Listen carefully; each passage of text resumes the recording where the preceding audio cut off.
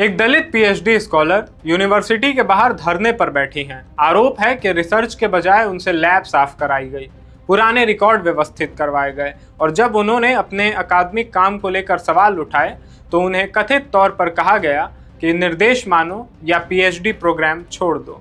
मामला केरल की थुंचुथ एजुथाचन मलयालम यूनिवर्सिटी का है, जहां अब जाति और लिंग के आधार पर भेदभाव के आरोपों को लेकर विवाद खड़ा हो गया है। नमस्कार, आप देख रहे हैं द हिंदी टॉप और मैं हूं आपके साथ आदर्श मिश्रा।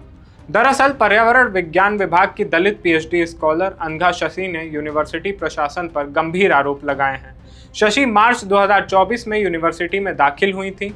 उनका कहना है कि उन्होंने 1 साल से ज़्यादा समय पहले अपना पीएचडी कोर्स वर्क पूरा कर लिया था, लेकिन इसके बावजूद उनका रिसर्च वर्क आगे नहीं बढ़ पाया। उन्होंने आरोप लगाया कि उनकी एनुअल प्रोग्रेस रिपोर्ट जमा करने में देरी हुई और उनकी डॉक्टरल कमेटी की बैठक भी नहीं बुलाई गई। शशि का कहना है कि इस देरी का सीधा असर उनकी फेलोशिप पर पड़ सकता है। उन्हें डर है कि अगर उनकी रिसर्च प्रक्रिया समय पर आगे नहीं बढ़ी तो Kerala state council for science, technology and environment से मिलने वाली उनकी फेलोशिप भी खतरे में पड़ सकती है।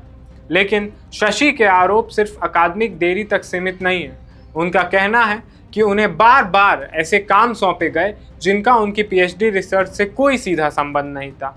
आरोप है कि उनसे लैब के उपकरण साफ करने, पुराने रिकॉर्ड व्यवस्थित करने और लैब स्टाफ की गैर मौजूदगी में विभाग की देखरेख जैसे काम करवाए गए। शशि ने अपने रिसर्च गाइड अरुण बाबू पर भी गंभीर आरोप लगाए हैं। उनके मुताबिक एक मौके पर उनसे कथित तौर पर कहा गया, अगर कुर्सी नहीं है तो कॉरिडोर में खड़ी रहो। इसके अलावा उन्होंने फैकल्टी मेंबर जेनी वर्गीस पर भी लैब के सामान और पुराने रिकॉर्ड को व्यवस्थित करने के लिए कहने का आरोप लगाया है। शशि का दावा है कि जब उन्होंने अपने रिसर्च को लेकर अकादमिक गाइडेंस मांगी तो उन्हें कथित तौर पर निर्देशों का पालन करने या प्रोग्राम छोड़ने की बात कही गई। इसके बाद मामला और गंभीर तब हुआ जब शशि ने आरोप लगाया कि फेलोशिप मिलने के बाद उन्हें जाति को लेकर टिप्पणियां सुननी पड़ी। उनका दावा है कि उनसे कहा गया कि उन्हें ये ग्रांट उनकी जाति की वजह से मिली है। उन्होंने फेलोशिप रद्द करने की धमकी दिए जाने का भी आरोप लगाया है।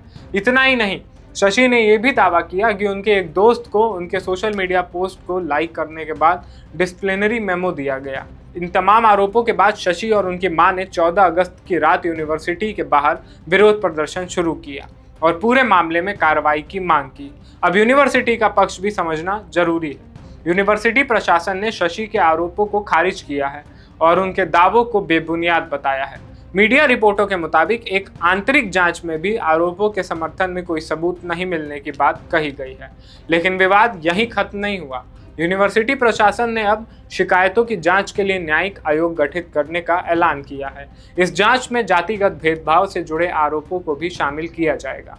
शशि ने न्यायिक जांच के फैसले का स्वागत किया है, लेकिन उनका कहना है कि जब तक सरकार की ओर से ठोस आश्वासन नहीं मिलता तब तक उनका विरोध प्रदर्शन जारी रहेगा।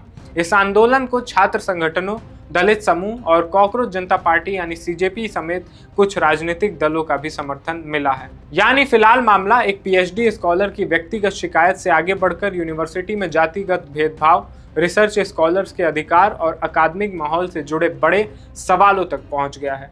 अब सबसे अहम बात यह होगी कि प्रस्तावित न्यायिक जांच में क्या सामने आता है। क्या शशि के लगाए आरोपों की पुष्टि होती है या यूनिवर्सिटी का पक्ष सही साबित होता है। फिलहाल दोनों पक्षों के दावे सामने हैं और सच का फैसला जांच के बाद ही हो पाएगा।